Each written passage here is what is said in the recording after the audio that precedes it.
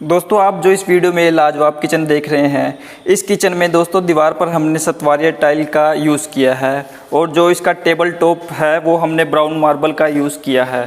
दोस्तों इस वीडियो में हम आपको मार्बल कटिंग से लेकर डबल मोल्डिंग तक का पूरा प्रोसेस स्टेप बाय स्टेप दिखाएंगे। और दोस्तों कल से इस किचन में वुड वर्क का काम भी शुरू होगा, तो उस पर भी हम आपको वीडियो बनाकर दिखाएंगे। दोस्तों आप हमारे चैनल को सब्सक्राइब जरूर कर लें ताकि हमारी आने वाली वीडियो आप तक पहुंच सके।